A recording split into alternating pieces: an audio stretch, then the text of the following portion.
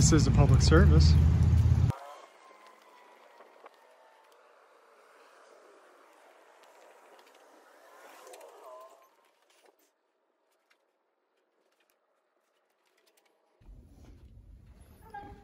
Hi. Anything I can help you with?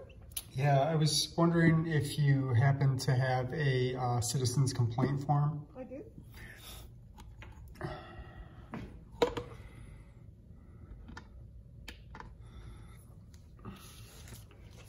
There you go. Thank you very much. You're welcome. And what was your name? I'm Karen. Thank you, Karen. You're welcome.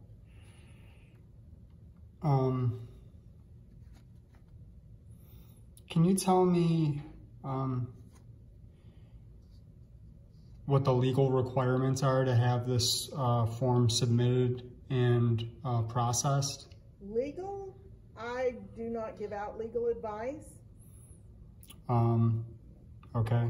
Could I speak with, is there a supervisor available? Absolutely. Thank you. Give me just a moment. I appreciate that.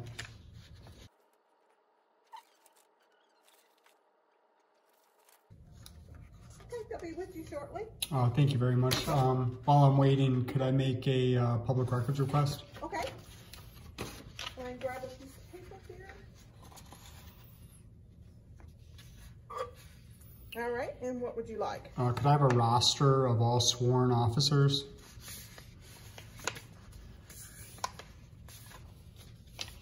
Okay. With their identification numbers and badge numbers if there's a distinction between the two. Okay. You can email that record Okay. to letters, L-E-T-T-E-R-S, of, O-F, Phocion, P-H-O-C-I-O-N. Did I get that right? Yes, you did. Okay. At Gmail. Gmail. And I'm sorry, what was your name again? Karen. Thank you very much, Karen. You're welcome. I should be able to get this to you today. Okay. Yeah, I mean, I am, yeah, take your time, it's fine. Okay. Yeah. Okay. I may have to, they've been rearranging and we have new. Yeah, you're right. The story's gonna, I mean, I'm not gonna publish the story for a few days, so you've got some time. Awesome. I appreciate that. All right. Yep. I'll get it to you just as quick as I can. Are you a sworn officer? No. No. Nope. I'm just records clerk. Just the records clerk. Thank you very much for your help, Karen. You're welcome.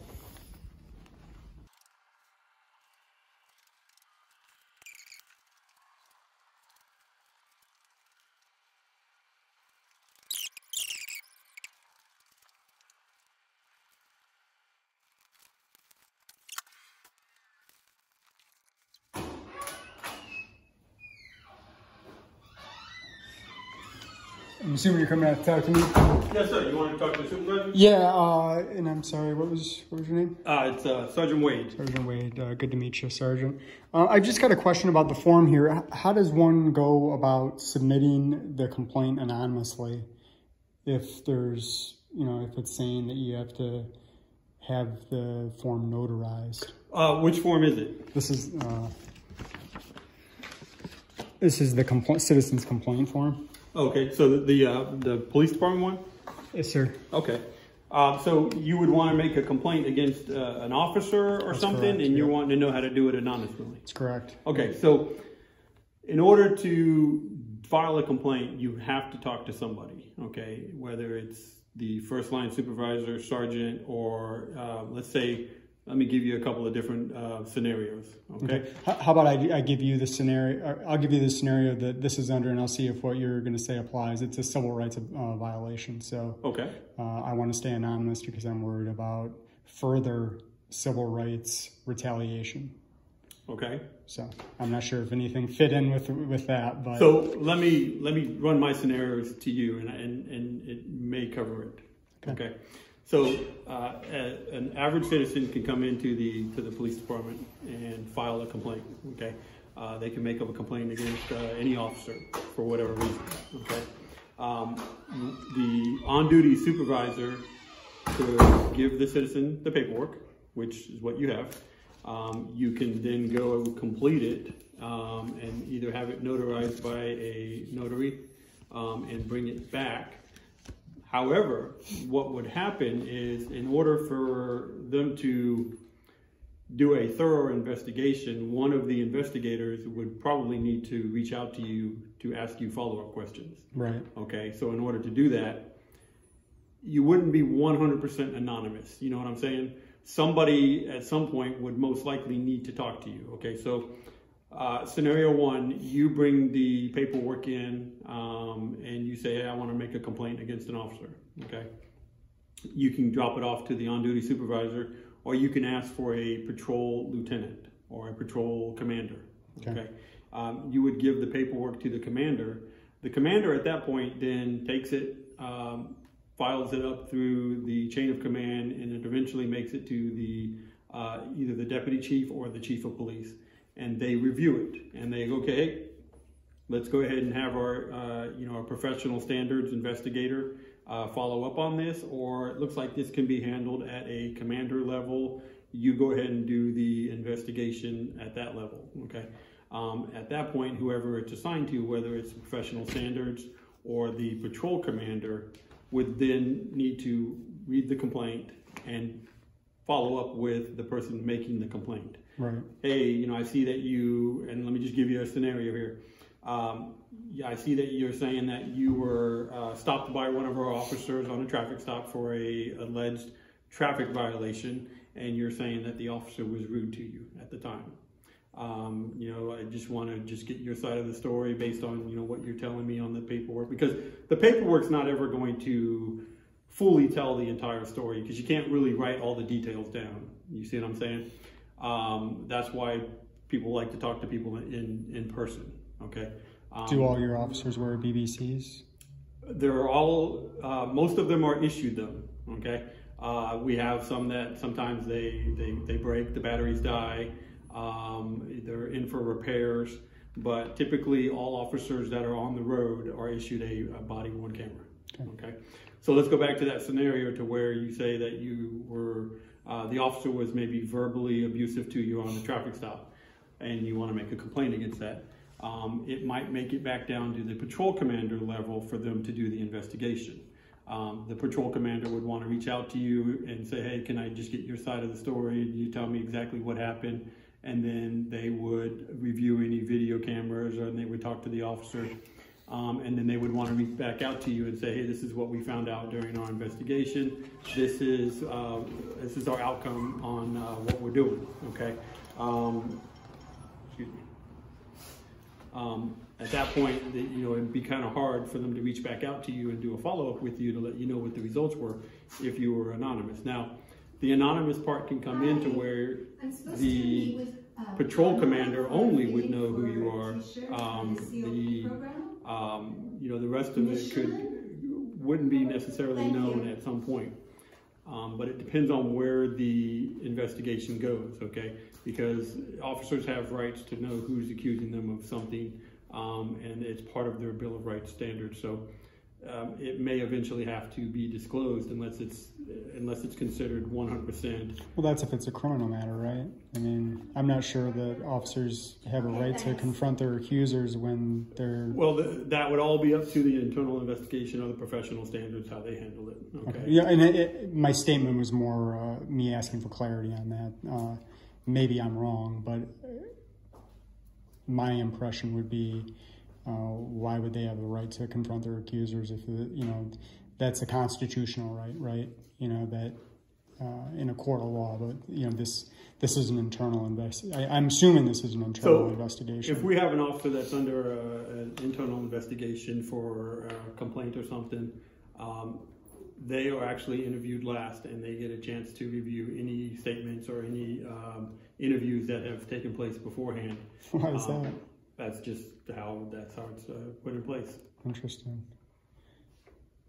So back to your original question is, how does one remain anonymous when they want to make a complaint? So you can come in and file a complaint against somebody and just say, hey, I don't want any follow-up. I just want you guys to be aware of a situation. But if you're actually saying that, rights were violated, or, officer, mistreated you or something, somewhere down the line, somebody would have to have somebody to reach out to and talk to. Yeah, so I think I feel comfortable at the level where, you know, I can give an email address out, you know, that level of, you know, not remaining anonymous I'm comfortable with. But, you know, more than that, you know, my concern is retaliation. You know, I don't know if there's cause for concern, but I'm sure that you can appreciate somebody being concerned about that, whether this department, you know, has ever had an issue with that or not, that, you know, the public might have that feeling, you know, that they're intimidated by law enforcement and they're worried about retaliation. I could see where we've had that in different instances and stuff like that, and I can see where that might take place. But so citizen complaints, they come in, they're usually handled by the on-duty supervisor.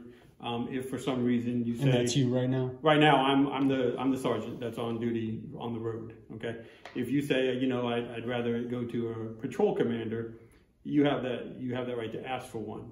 Okay, and then a patrol commander would come out and talk to you. Okay, doesn't mean that the patrol commander is going to investigate it, but what he's going to do is he's going to take the complaint. Okay. It doesn't really matter what agency you go to. You would be hard pressed to walk in and go, I'd like to have a meeting with the chief, or I'd like to have a meeting with the sheriff. A lot of agencies, well, I mean, I'm just, in general, a lot of agencies aren't going to be like, yep, the sheriff will be right down, unless that's his policy. You know, that's what the commanders are in place for, is they handle a lot of different things, and the chief and the sheriffs, they handle you know, the broader things. That Macro, micro, I got you. Yes. So you'll find that a lot of agencies, you'll either have a patrol commander that comes down and makes general contact, and they take that complaint, and it doesn't mean that they investigate it. They then make sure everything is filled out, and they'll take it over to the professional standards, or they'll give it to the deputy chief or the interim sheriff or so whoever is it is. Professional standards basically your internal affairs division? That's what ours is called. Okay, and so are you saying that not all complaints actually get to professional standards? Some are handled by the patrol sergeant? Or all complaints that come in, if it's written down, they have to go through the patrol commander up the chain. Okay. And then the review. But they all do get to professional standards. The chief or the deputy chief has the right to say, okay, this one, you know, hey, the citizen's complaining that the officer was, you know, just basic rude, and the citizen just wants maybe some further training done with the officer. That may not go to professional standards, okay? But if the citizen says, hey, your officer was very rude, he was throwing things around, he was this and that, and that may need to go to professional standards for a further review. So there are minor complaints, and then there's more major complaints, okay? It's up to the chief or the deputy chief to decide, okay, this one, you know, reading the complaint, this one reaches a level that it definitely needs to go to professional standards and be looked at. Or if it's just, hey, you know, your officer didn't explain all the paperwork to us, and he was kind of short with us on scene. You know, we're not really wanting to make a big deal out of it, but maybe. Yeah, hopefully that behavior is still, you know addressed. So it'll come back down to the patrol commander and be like, hey, come in here. All right, so we got this complaint on you about the way that you handle your paperwork, or the way that you worked a traffic crash scene. Let's go over this and let's review it, and let's talk about how everything happened, and let's see how we can improve and stuff like that. So it depends on what the level is, okay? Not everything makes it to professional standards. Gotcha. But it really just depends on the situation. Okay. And then I guess just for clarity, because it felt like I heard you say that it does have to be notarized, but can I submit this form without having it notarized? Because you're giving up your Fourth Amendment rights right at that point. Well, so every police officer in the line of their job and their duty, if they're on duty, they are a notary. Okay, so like we collect affidavits. Okay, so I can hand it to you, and we can notarize it. Okay, all right. Okay, right, that's so fine. like let's say, for instance, we go out to a burglary scene where a house is broken into and some items are taken and stuff.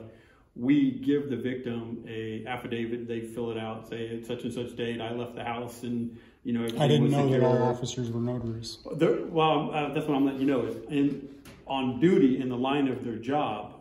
Okay, they are a notary, and they can notarize paperwork that is related to their job. So, for instance, what I was explaining is, the officer goes out to a burglary scene and they give the victim an affidavit. Victim fills it out and says, you know, this was taken from my house, this was that and that. They can notarize that affidavit because it's related to their job. We can't go notarize, you know, titles for cars and divorce paperwork and other paperwork that's not related to our job. It has to be something that is related. This is something that is directly related to our job, and it's paperwork that we collect. We can notarize that. Okay. So I can just write anonymous on there. I can put an email address because I do want to, you know, I do want to know what happens with this. You could put an email address. You could put, you know, John Smith. You can provide a phone number if you want a phone call. The investigator will reach out to you, and if you just explain the situation, say, hey, look, this is what happened.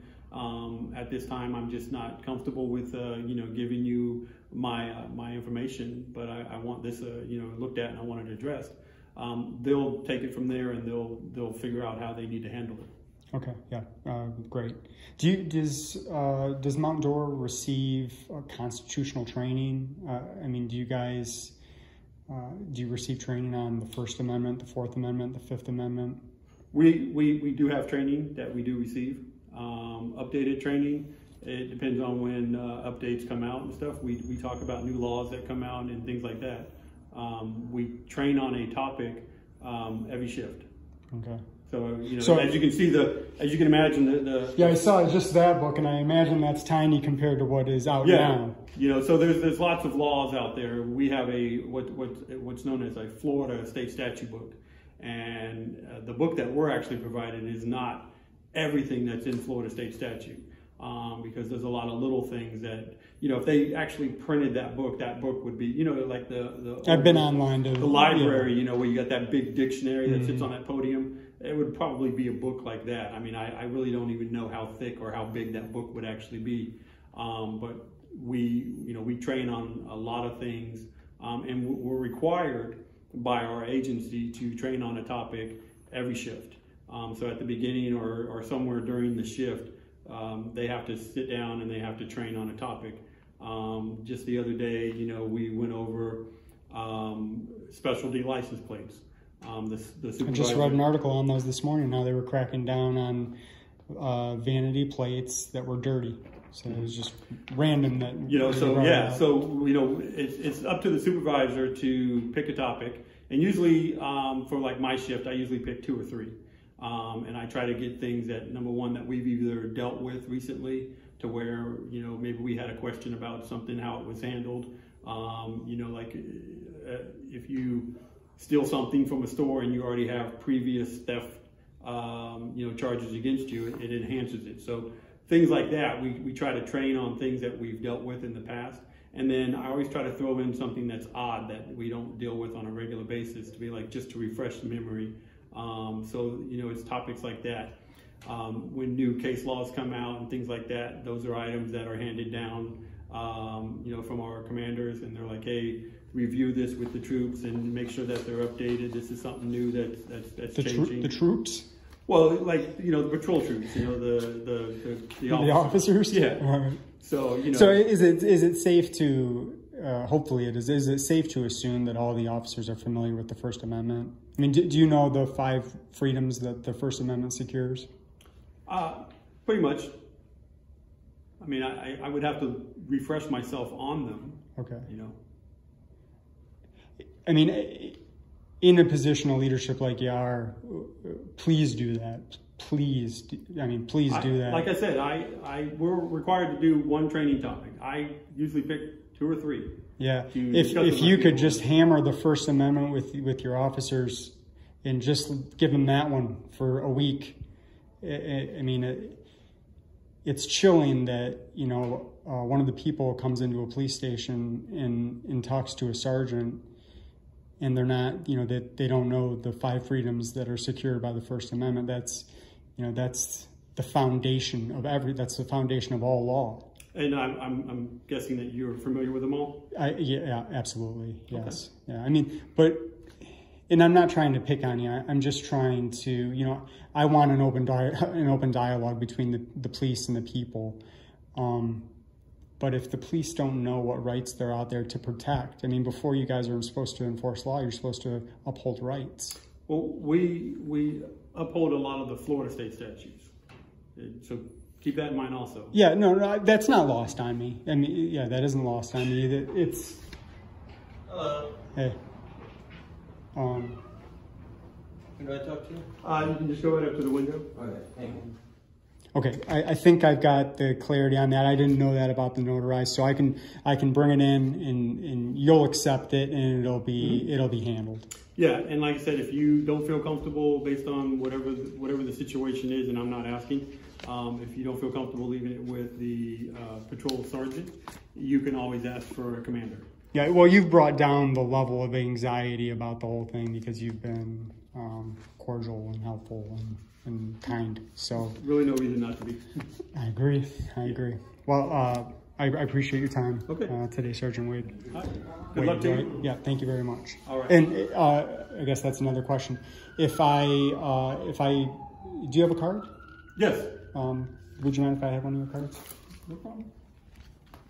I'm with him. Yeah.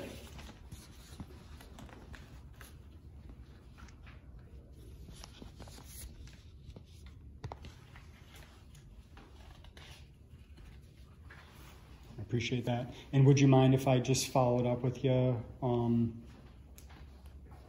some of the training that you guys are doing with the officers?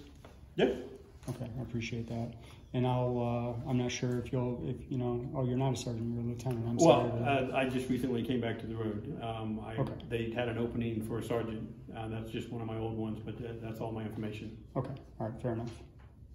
All right, thank you very much. You're welcome. Have a great day. All right, you too.